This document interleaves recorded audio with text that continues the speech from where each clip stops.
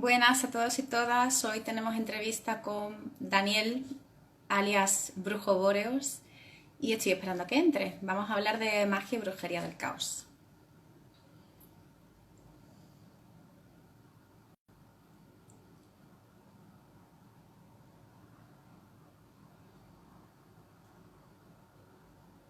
Hola, hola a todos los que os unís. Guapo tú, Jesús, gracias. Estoy esperando que entre Brujo Boreos porque vamos a empezar un directo sobre magia, brujería del caos. Perdón. Uy, me voy a pelear con alguien que me pica la nariz. Espero que no con él.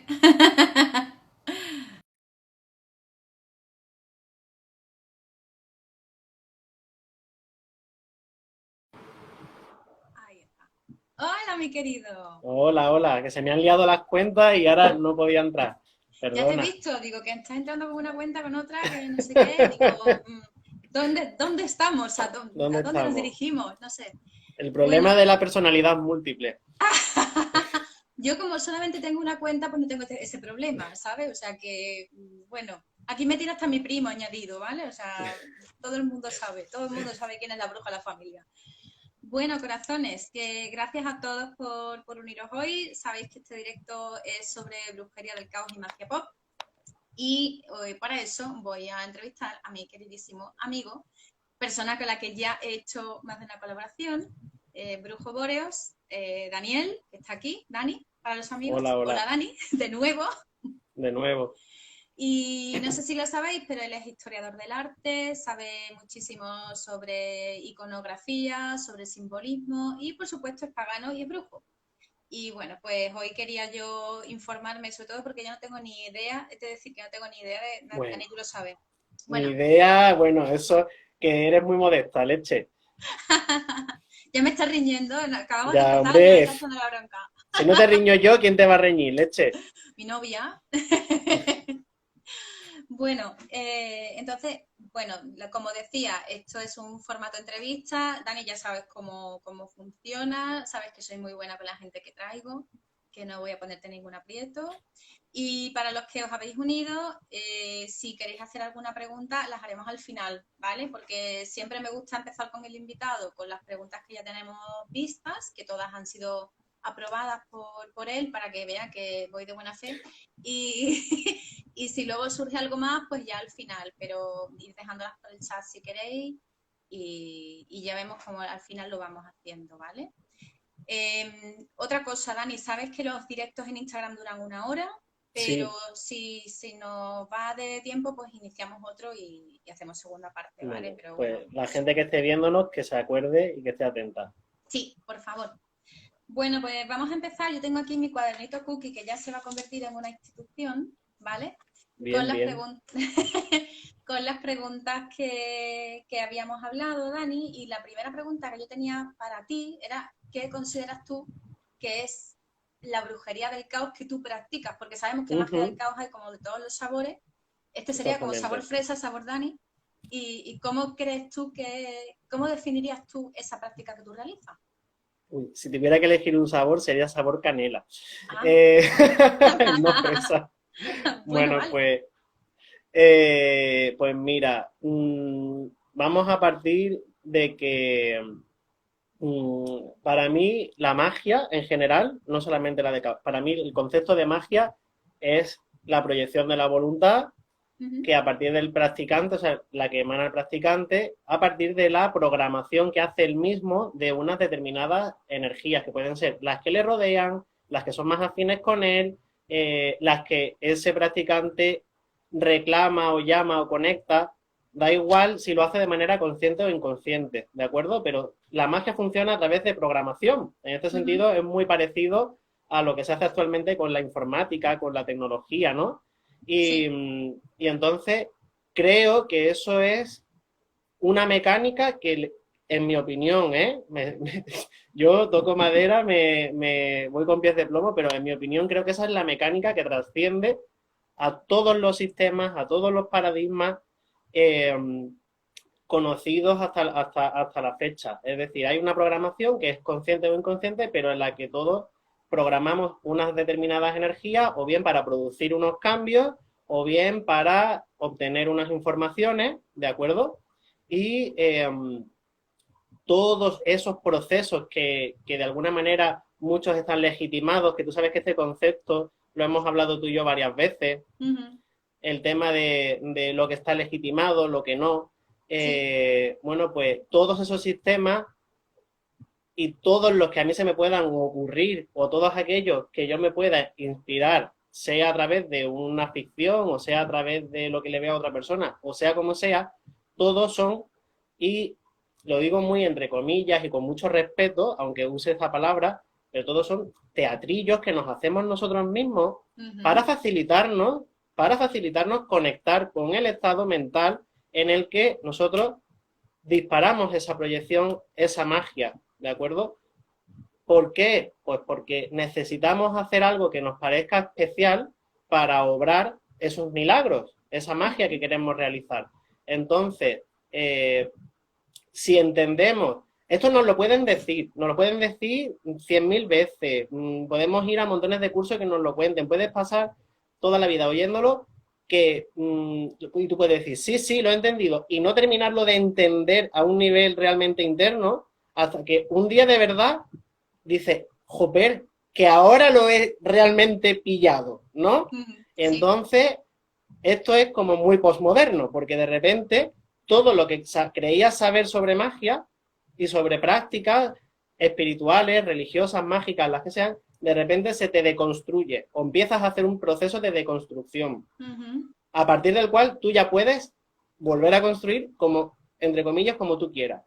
Sí. En esto voy a mencionar algo que decía Picasso, ¿no? Que para poder luego hacer 4 garabatos y deformar tanto el arte, primero tienes que hacer la pintura de Velázquez. Primero tienes que llegar allí. Y ya luego puedes hacer lo que te dé la gana. Pues con la magia del caos, en gran parte, opino que es igual. Ahora, también tengo que decir una cosa. No es que yo haya elegido, que esto me parece importante, es una reflexión que he hecho estos días con tus preguntas. No es que yo haya elegido, me parece que soy afín a la magia del caos, voy a empezar a practicarla. Es que, de alguna manera, y los que me conocen, las personas que han aprendido conmigo, no digo de mí, digo conmigo porque ha sido un aprendizaje paralelo, es decir, los amigos con los que empecé a practicar magia y brujería allá en 2002, 2003, que hemos tenido, pues eso, unos caminos muy parecidos, saben que es que nuestra manera de trabajar y de entender las cosas no encajaban nunca en ningún lado y en realidad ahora cuando he tenido que definirme de cara a la comunidad pues pagana o mágica o lo que sea, pues he sentido que la etiqueta que más se aproximaba a mi manera de practicar era esa. Por lo tanto, no considero que la magia del caos se pueda hablar como un sistema cerrado ni como un paradigma concreto o como un colectivo, sino simplemente estoy utilizando esa etiqueta porque creo que la gente lo va a entender antes que si me pongo a contar todo lo que hago. Van a decir, bueno, pues ya sé que cualquier cosa que me cuente, pues, en fin, tú me entiendes. Yo te entiendo bien y ha habido varias cosas que has comentado que me han llamado la atención, pero bueno, yo creo que porque los dos somos de letras, entonces entendemos más o menos los mismos conceptos, ¿no? Y además tengo una cierta, por los estudios en periodismo, pues tengo un cierto conocimiento de historia del arte y todo de estética y todo eso. Y una de las cosas que más me ha llamado la atención al oírte hablar ha sido la parte en la que hablabas de las cosas que están legitimadas, ¿no? Sí. El concepto de legitimación. Y curiosamente, yo mi opinión sobre lo poquito que sé sobre magia del caos, me parece que la magia del caos está en el linde de lo legitimado y lo no legitimado. O sea, no llega a ser una transgresión, es como bombardear el sistema desde dentro del sistema. Es un poco dadaísta. Es un poco dadaísta. Sí, yo siento usar términos artísticos, pero es que es mi mundo.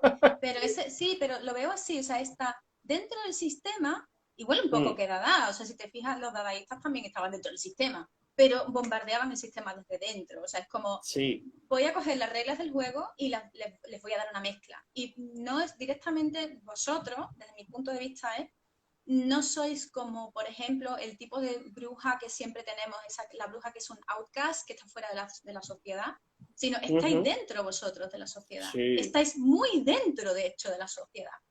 Y estáis muy dentro del sistema. Lo que pasa es que explotáis esa legitimación hasta el límite ya insospechado, que es lo que veníamos hoy a hablar, ¿no? De un poco también de la magia pop, que era lo que yo, el término ese que yo me inventé cuando hablaba contigo de este tema, ¿no? Y me parece súper bonito el hecho de, y ya que estamos hablando de arte, ¿no?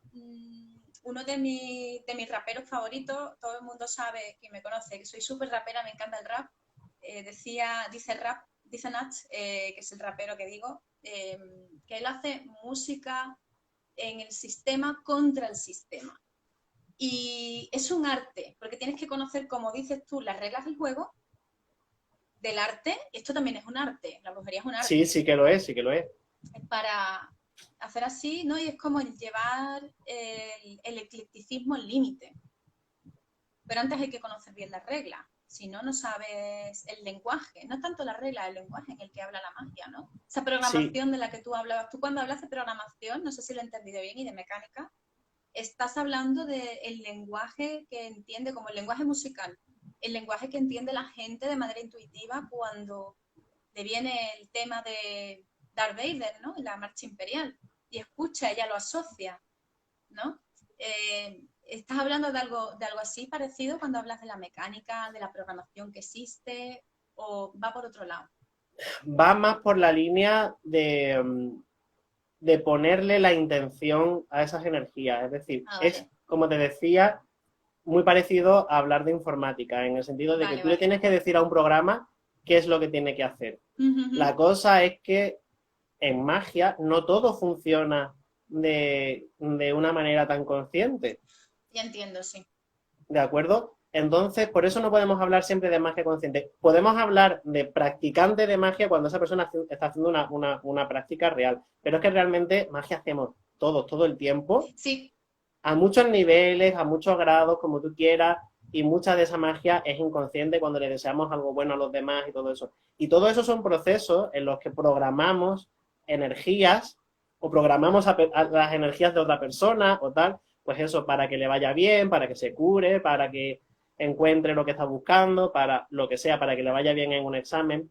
Entonces, como esa magia la hacemos muchas veces espontánea, no le damos la importancia y muchas veces tenemos que hacer actos, los que sí practicamos magia, tenemos que hacer actos que de alguna manera para nosotros consoliden esa intención que en realidad ya estamos emanando todo el tiempo. La diferencia es que hay gente que se siente más cómoda trabajando con un sistema ya creado, ya, digamos, conformado, que tiene ya como una serie de estatutos que decíamos legitimados.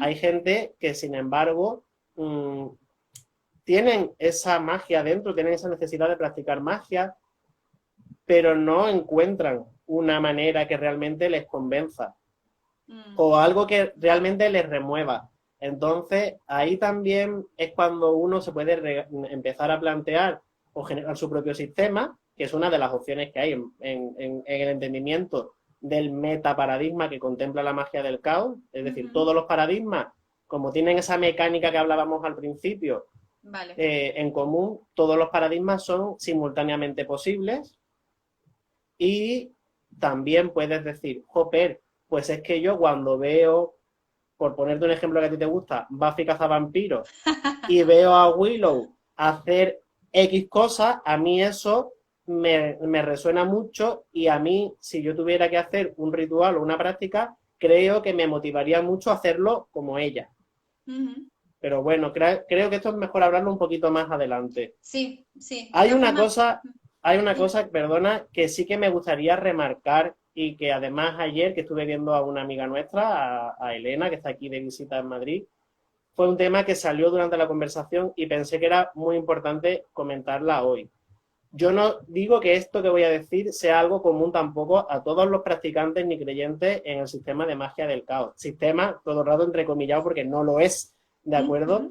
Pero si hay algo que desde que he empezado a filosofar tanto en torno a mis perspectivas sobre la magia y todo eso, es que necesito incluir constantemente la idea del animismo, que sabes que también tiene mucho que ver conmigo, y la idea de las energías egregóricas. Ujú.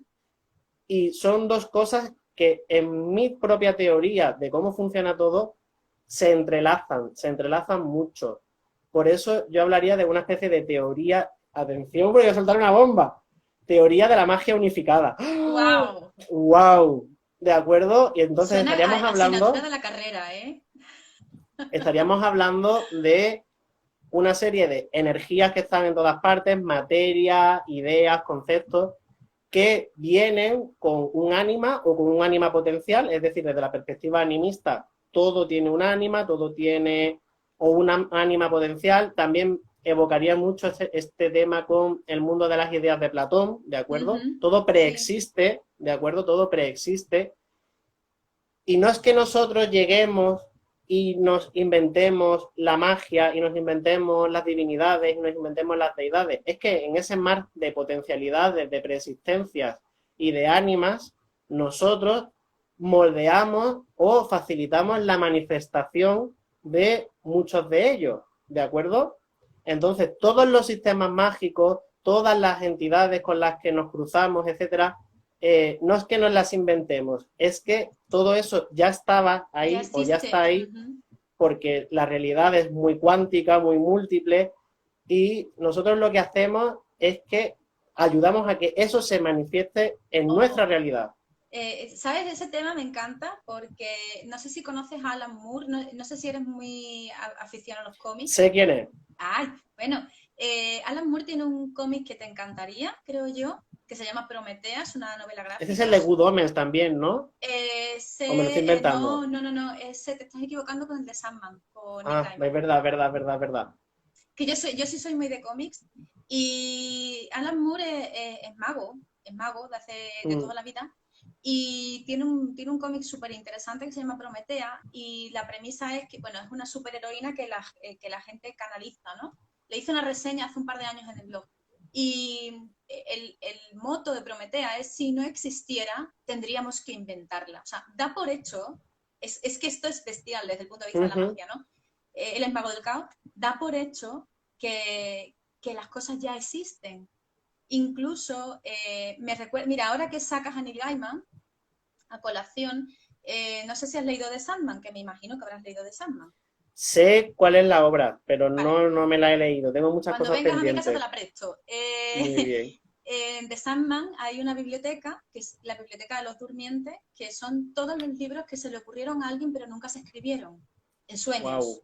Entonces, es como que las ideas, de alguna manera, ya existen, solo que tú ya las canalizas, ¿no? Y cuando me estabas Sí. hablando antes de la mecánica, de la programación, yo estaba, claro, un poco perdida porque no es mi mundo es la Wicca. Para mí, el mundo de la Wicca, que es lo que es más familiar es para la gente, yo creo que incluso para la que ha empezado, la Wicca, los wiccanos siempre tenemos una frase, es Wicca cuando la ves.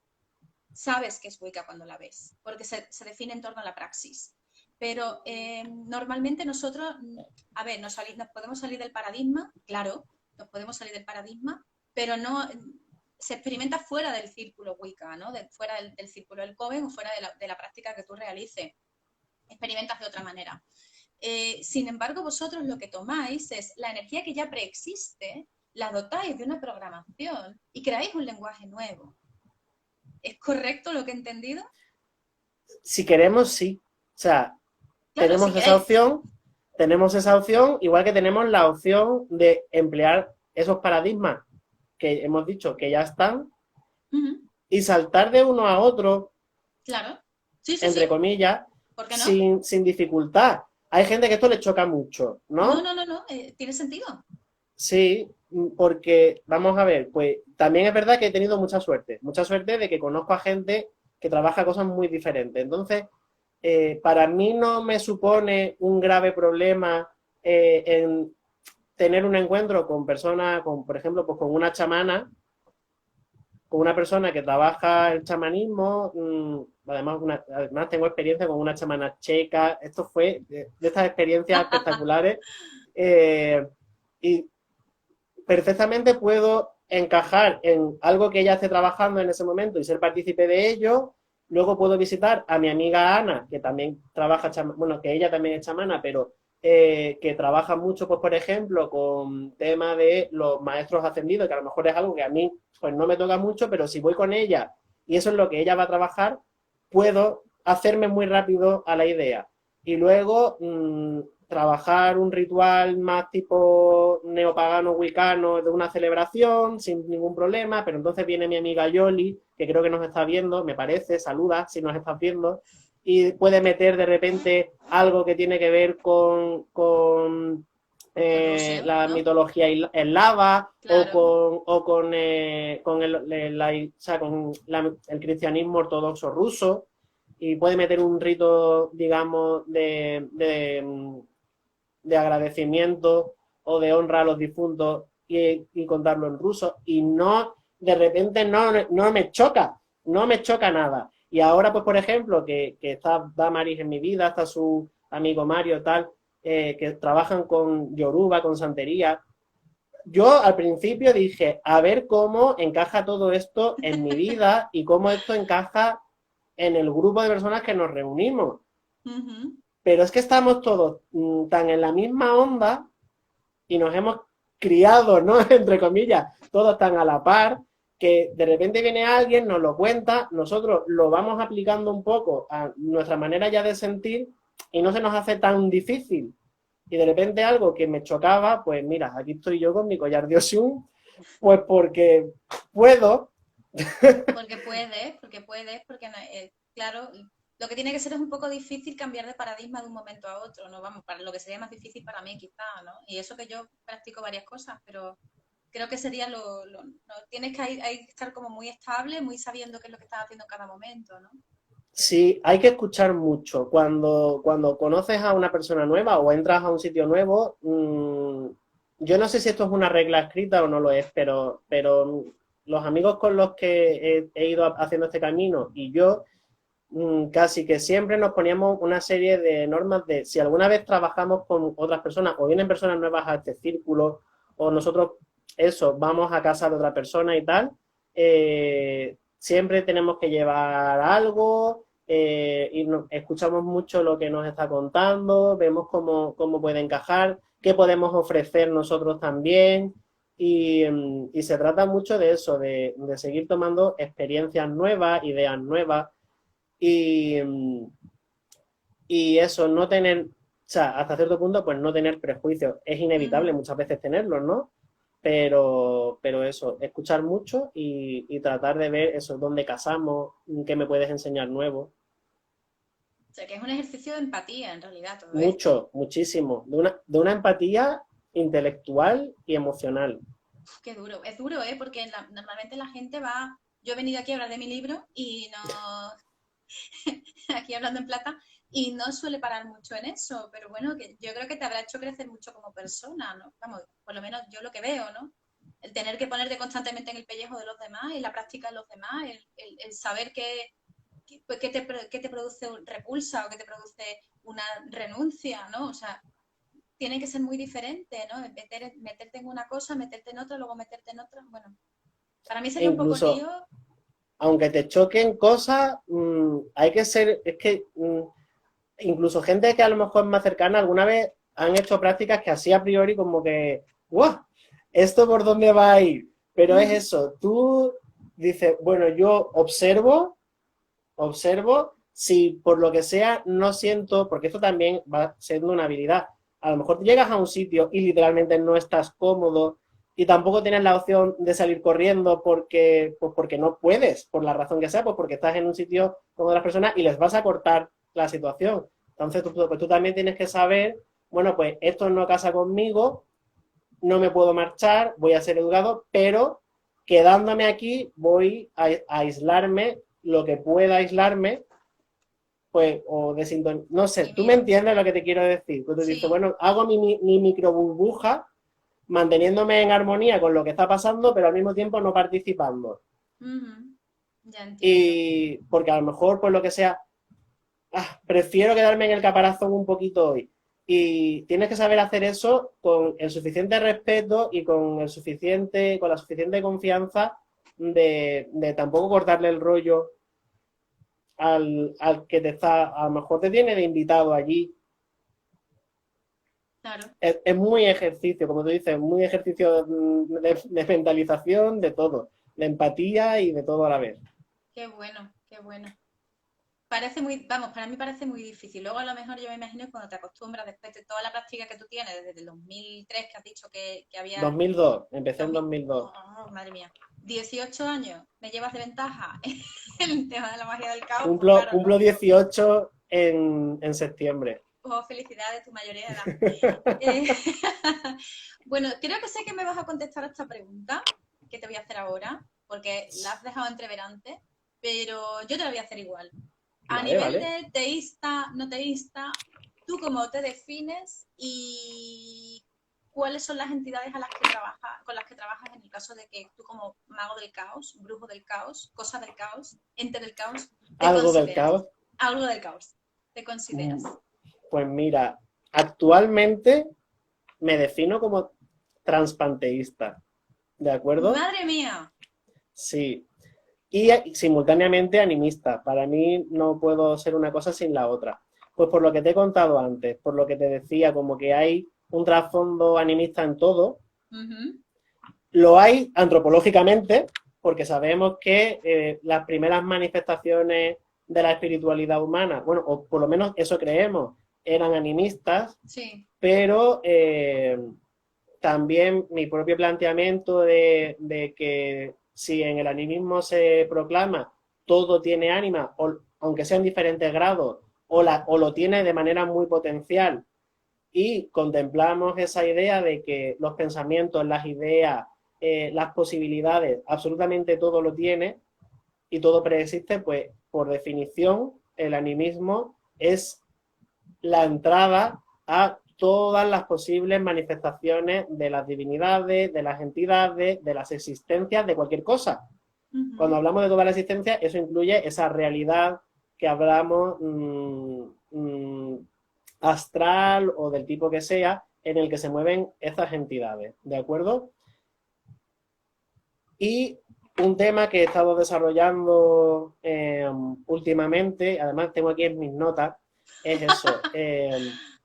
Vamos a pensar que todo tiene ánima. En un Sí, principio vamos a decir que todo tiene ánima. Y ahora vamos a pensar que efectivamente el agua, por ejemplo, el agua, el sol, el suelo, las plantas, todo tiene un ánima. Y en ese mundo en el que existen estas realidades que son etéricas y tal, no están las limitaciones que tenemos nosotros. uh-huh. Es decir, yo no puedo coger y ahora mismo partirme en dos y que haya dos Dani y que se desarrollen dos vidas diferentes. En el físico, por lo menos, no puedo, ¿de acuerdo? Pero toda esta realidad que es trascendental puede simultáneamente coger todas las opciones, Claro, todas las vías.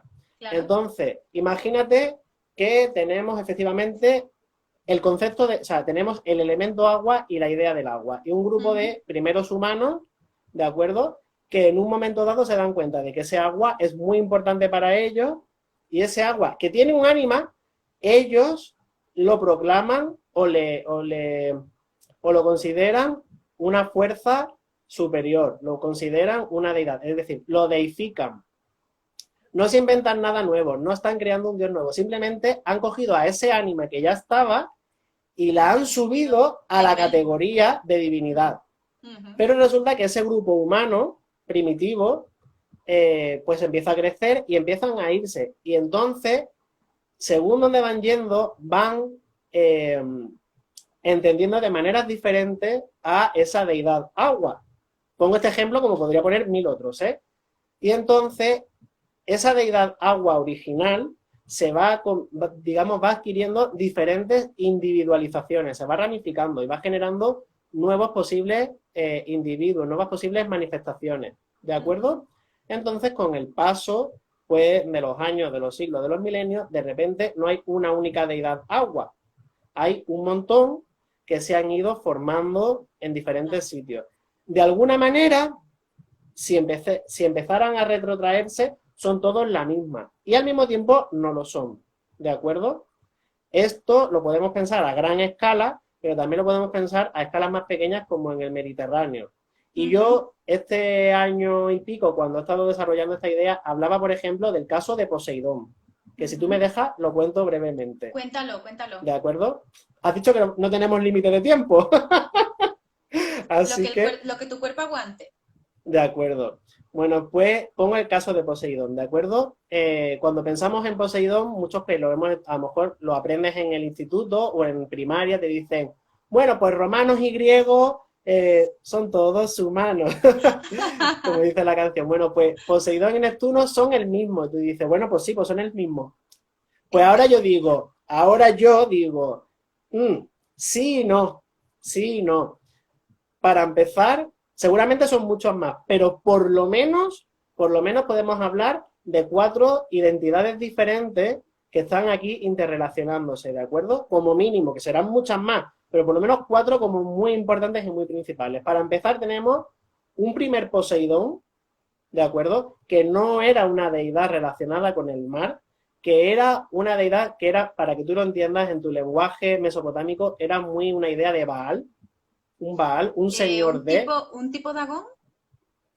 eh, era el señor No de un sé si llegamos a territorio. hablar un día de Dagán o no, pero bueno, era un señor, sí, un señor de una ciudad, Exactamente. como De un Baal. hecho, y ahora que se está hablando tanto de Spoina y si estáis por aquí, Galena y Paladia, sí, se habla mucho de esto. Se está hablando mucho del término de Despina, de Spoina como título y tal. Tiene la misma raíz de Podnia, que es la señora, y Poseidón es la versión más... O sea, la raíz de Poseidón tiene que ver con señor de, igual que Despoina es señora de, o Podnia. Igual que Y pasa en entonces, Mesopotamia y en Oriente por eso te Próximo decía con lo de los Baal y Baales, Astarte. que Entonces, ese es mi por terreno, claro. eso, por eso te lo mencionaba. Entonces, el primer Poseidón testificado es el señor, o sea, como un dios territorial de Micenas, ¿de acuerdo? Con su correspondiente femenina, Posedeia, Ea, ¿de acuerdo? fíjate, Poseidón y Posedeia, señor y señora, ya está, punto. punto. El señor y la señora de esta zona. Luego Posedeia se pierde, pero luego parece ser que se puede haber asimilado o su rol lo podría haber ocupado Demeter, luego se habla aquí de Despina, de Spoina. Ahí hay otra historia, pero bueno, tenemos esta primera versión de Poseidón, que es el señor de este territorio. Uno. Luego tenemos cuando la cultura, vamos a decir, griega, o sea, perdonadme las personas helenistas, perdonadme Paladia y Galena, pero bueno, tengo que simplificar, pero bueno, según el desarrollo de la cultura griega, helenística, se empiezan a juntar las deidades de aquí y de allí para conformar un panteón. Y entonces Poseidón se asume en el panteón olímpico como el hermano de Zeus, como el hijo de Crono y Rea, bla, bla, bla. Y se le da la capacidad, o sea, se le entiende como el señor de la superficie. Zeus se queda con la parte, pues eso, el Olimpo, lo celestial, Hades se queda con el submundo, el inframundo, y Poseidón se queda con la tierra y el mar, pero no solo el mar, no es un dios acuático, se queda con la superficie, la tierra y el mar. Hasta aquí todo bien. Ya tenemos 2, porque no es igual el Poseidón señor del territorio que este otro que ya tiene otra genealogía. Coexisten los 2, ¿de acuerdo?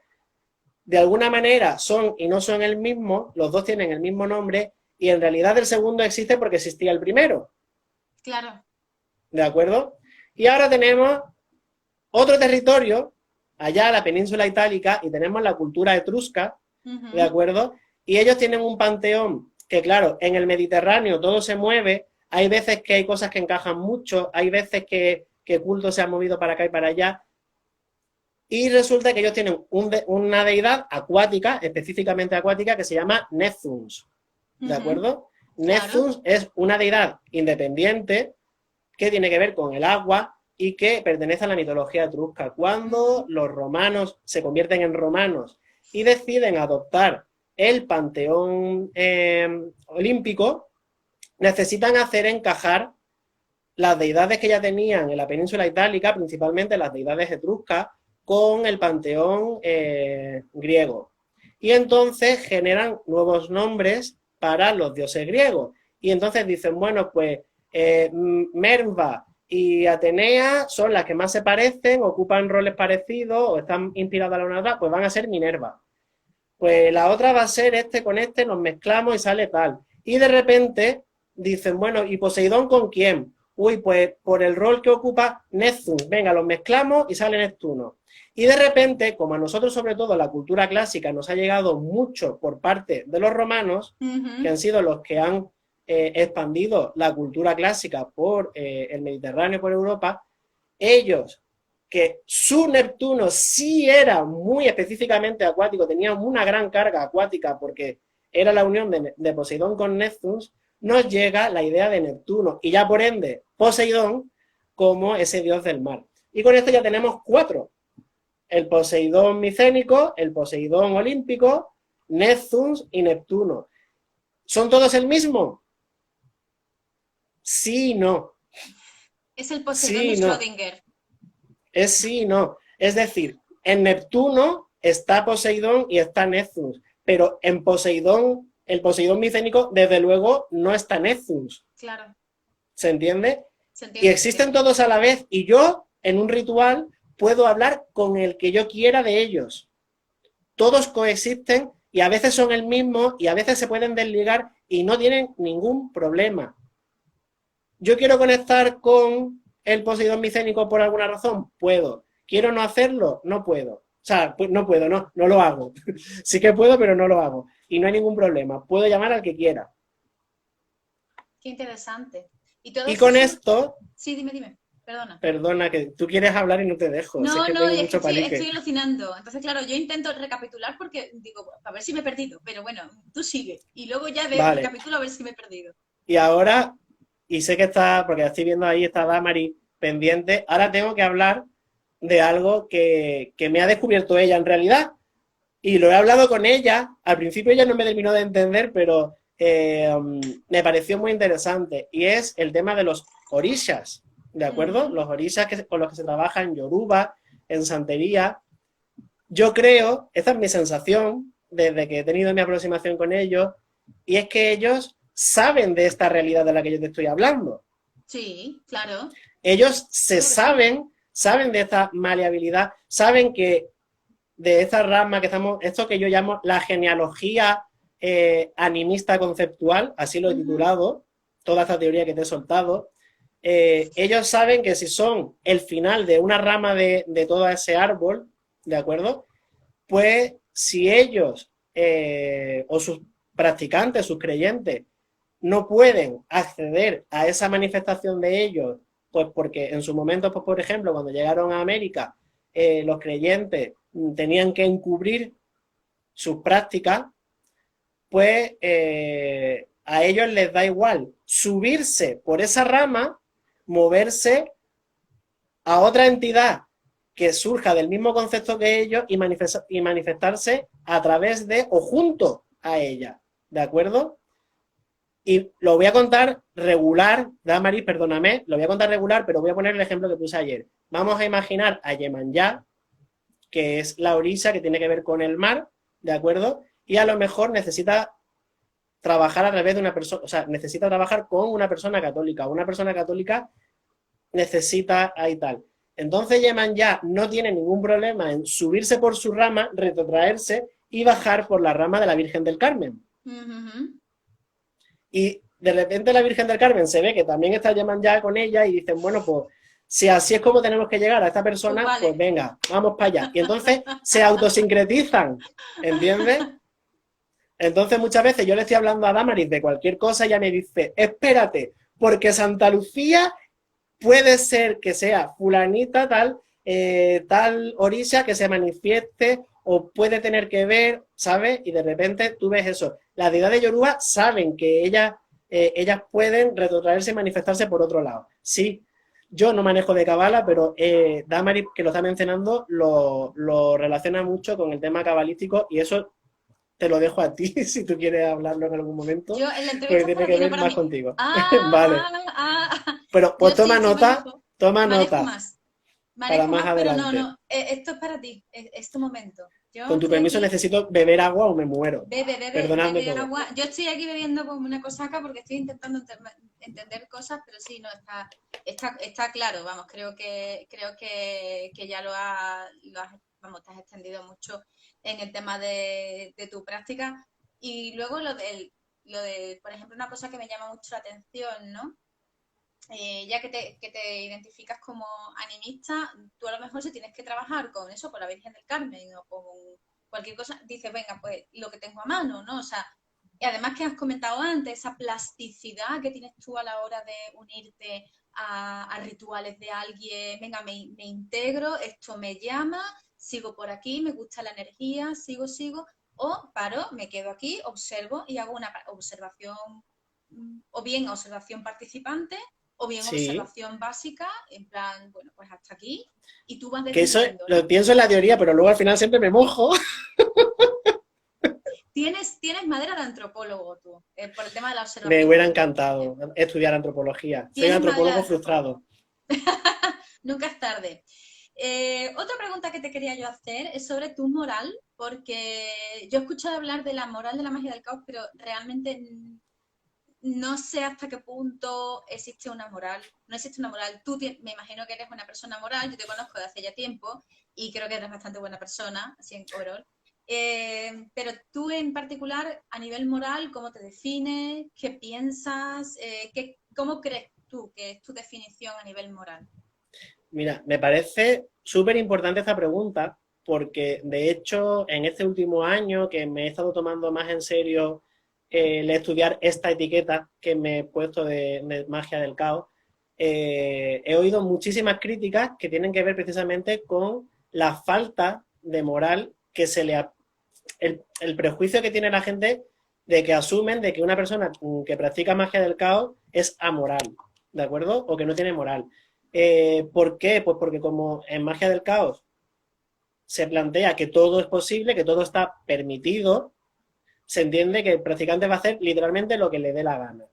Habrá quien lo haga, pero habrá quien lo haga en magia del caos y habrá quien lo haga en cualquier otra posible rama de la práctica mágica. Entonces, yo creo que esto también es como la pregunta. Yo me acuerdo cuando empecé a considerarme, o sea, cuando empecé a identificarme como brujo y la gente sabía que tal, me decía, ¿pero eres un brujo bueno o un brujo malo? Hola, ¿qué estamos? ¿En el Mago de Oz o qué? ¿Sabes? Que esa pregunta es del Mago de Oz. Pues mucha gente relacionaba brujería con magia negra. Y solo, Ujú. y entonces constantemente era la pregunta de, ¿pero tú haces maldiciones o haces...? Vamos a ver, tú no me conoces desde hace 5 años, tú alguna vez me has visto hacerle mal a alguien, hablar mal de alguien. ¿Por qué piensas que en la faceta mágica de repente, oye, me quito la bondad y me pongo a lanzar ahí maleficios y maldición sobre tu vaca y sobre tu cosecha? Pues no. Entonces, ahora que me considero mago del caos, simultáneamente a ser brujo, me parece hasta una falta de respeto que pongan en cuestionamiento tu moral.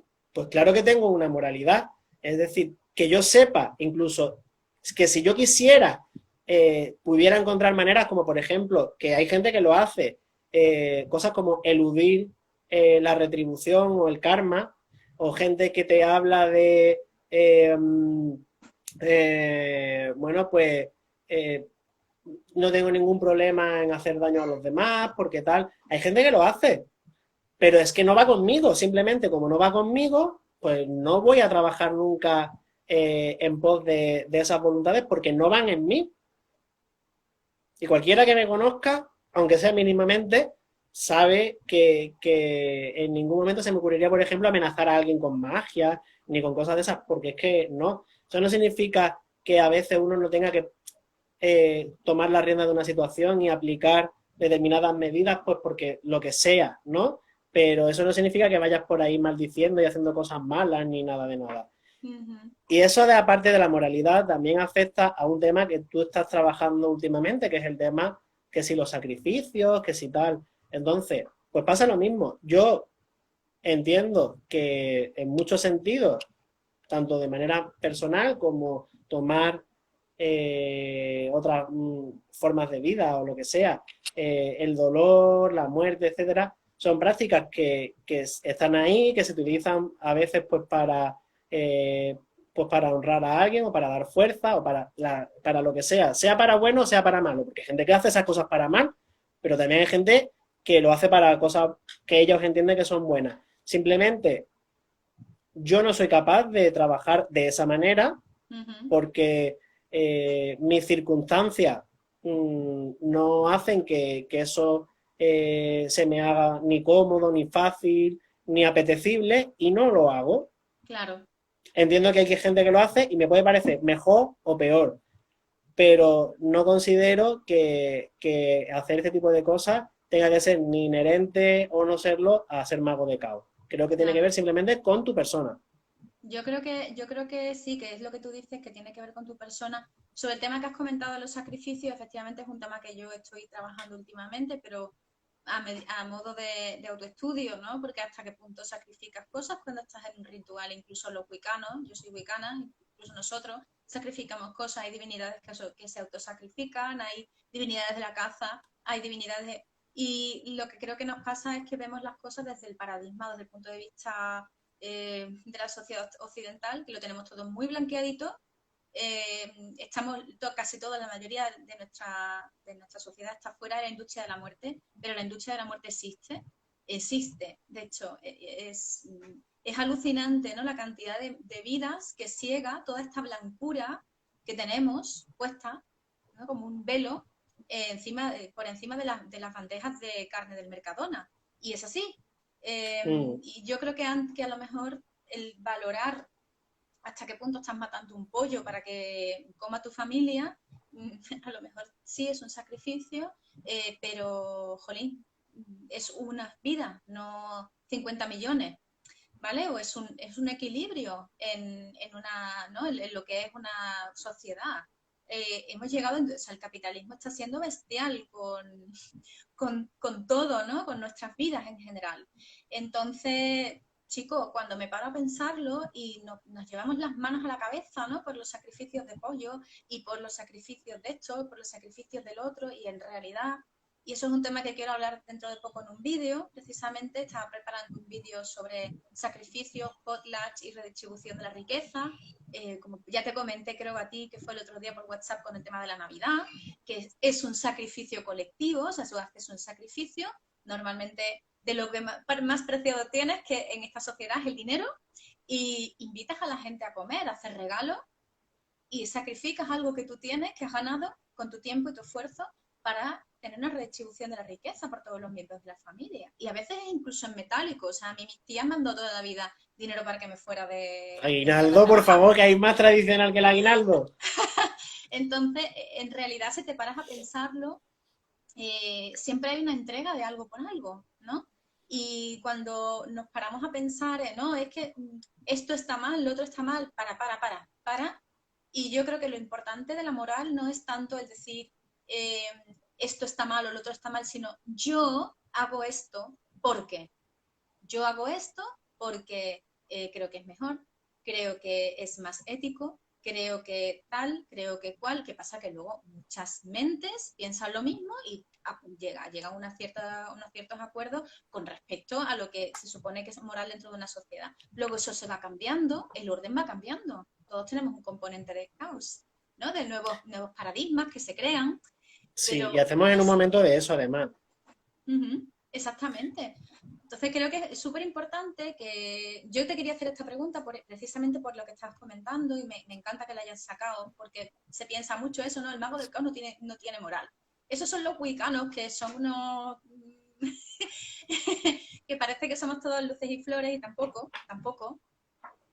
Y parece que vosotros pues vais por la vida sin tener moral ninguna y no, pues tenéis una moral pues como la de todo el mundo, como la de casi todo el mundo. Luego los psicópatas integrados en la sociedad son harina de otro costal. Pero bueno, ahí no voy a entrar, en ese 1% no voy a entrar. ¿Qué te iba a decir, Dani? Antes has comentado a mi queridísima Buffy Cazavampiros y me quiero meter un poquito más en harina contigo, porque ya hemos hablado de aspectos como tu orientación teísta, no teísta, que me has dicho que eres animista, hemos hablado de la magia del caos, que es lo que supone para ti, ahora mismo estamos hablando del tema de tu moral y quiero meterme un poco más en harina contigo. Entonces, yo lo que te quería preguntar era sobre tu uso de ficciones, porque sé que te encanta, tú como historiador del arte, eres experto en estas cosas, has estudiado, de hecho, tu trabajo de fin de máster fue sobre Embrujada, Sí. y además te apasionan todo el mundo de las series, tienes un canal de YouTube sobre series que se llama Analizando en Series, si no lo habéis visto, ir corriendo a verlo cuando termine el directo, que está muy interesante. Y entonces yo te quería preguntar sobre las ficciones, ya fuera parte de tus paradigmas diferentes, tus cosas, que a ti te inspiran más en tu práctica personal, o sea, ¿cuáles son las que te han inspirado más Mi a lo grande largo de referente. toda tu vida? Sí. Mis ficciones de cabecera. Pues, mira, pensándolo bien, hombre, por supuesto, yo siempre estoy abierto a todo lo que me pueda ir viniendo, todo lo que me vaya inspirando.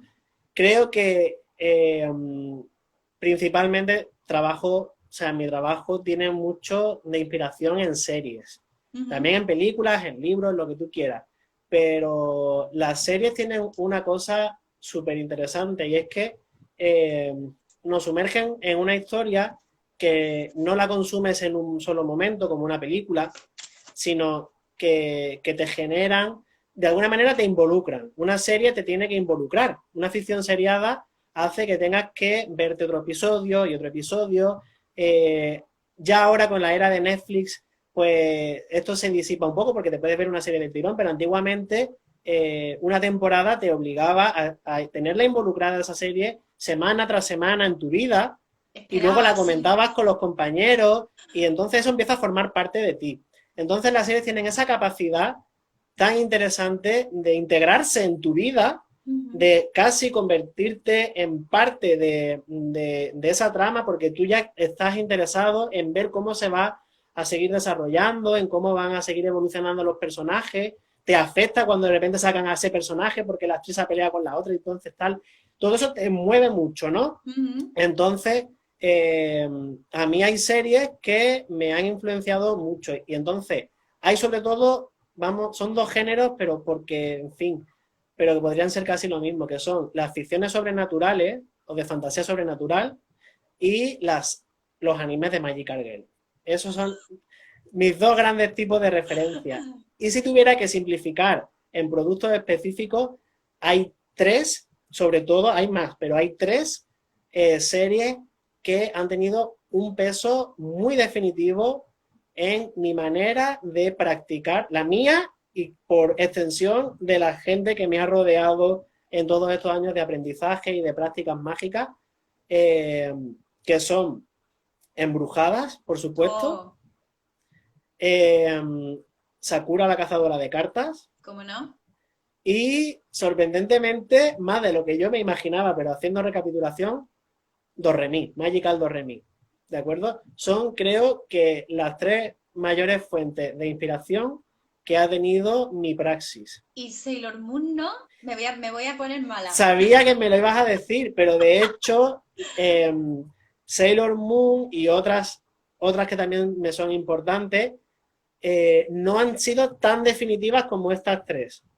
Esto es un ejercicio que he hecho por responder tus preguntas, que te conste, porque yo habría metido Sailor Moon del tirón y he dicho no, realmente las tres que más peso han tenido en mi praxis y en la de los que me rodean son estas tres. E incluso te lo tengo medio desarrollado para contarte el por qué y el cómo.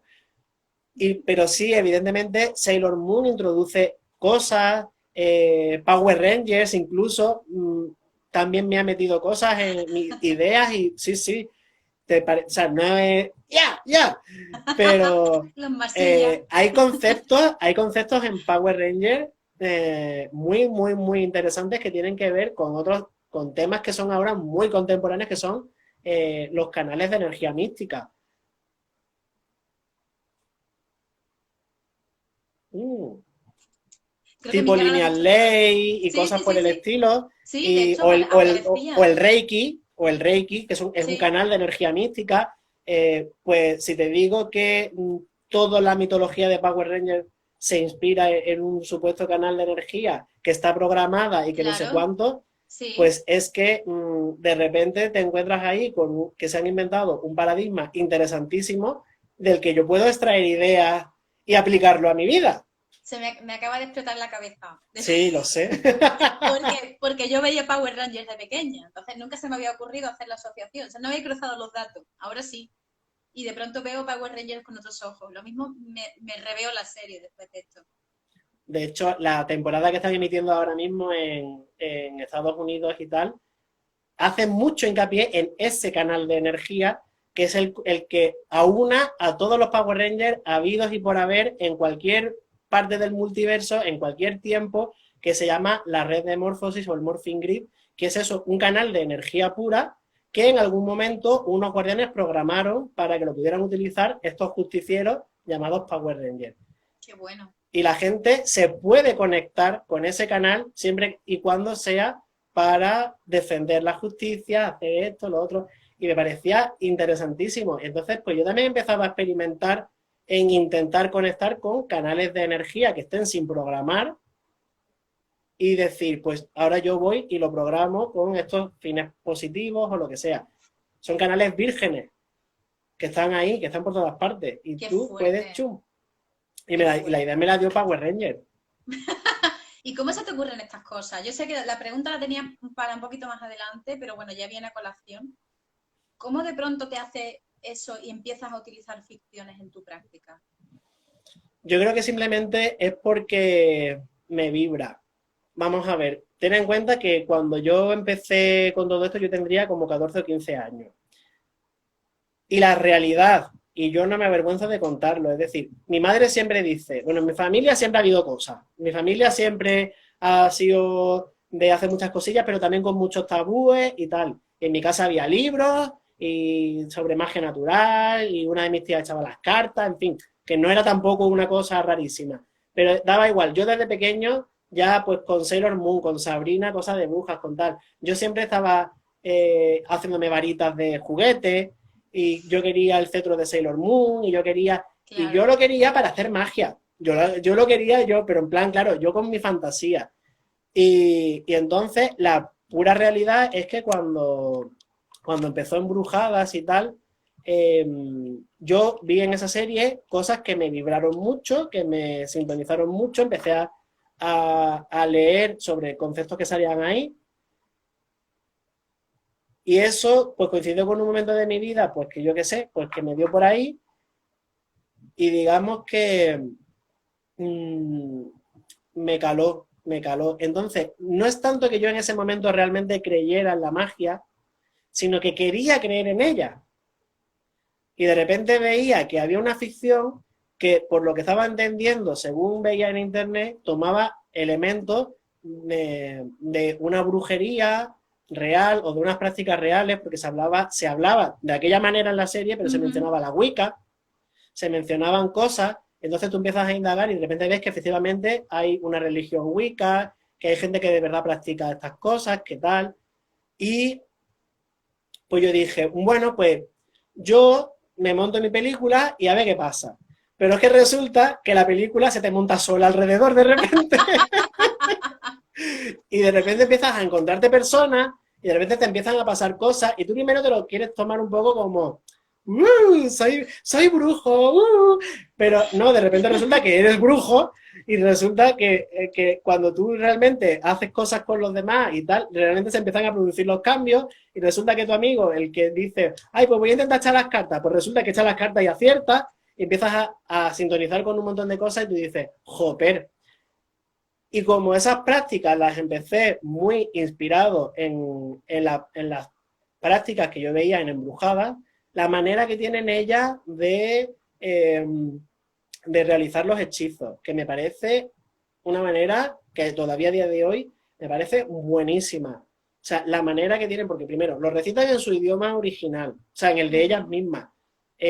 Hacen una rima, especifican a qué le piden, o sea, de dónde extraen la energía para ese hechizo, especifican qué es lo que quieren conseguir, o meten algunos matices. Entonces, es todo tan bien cuadriculado, está todo tan bien cuadriculado, que esa manera de trabajar los hechizos me pareció muy acertada, mucho mejor que leerte en un libro un hechizo en arameo o en latín que tú no estás entendiendo Que se te ha caído algo, ¿no? Se me ha caído el boli. Y nos quedan 19 segundos de directo, así Bueno, pues que seguimos en el cerramos siguiente. este y seguimos en el siguiente. Y recoge el Perfecto. boli. Venga, Ahora. atento todo el mundo.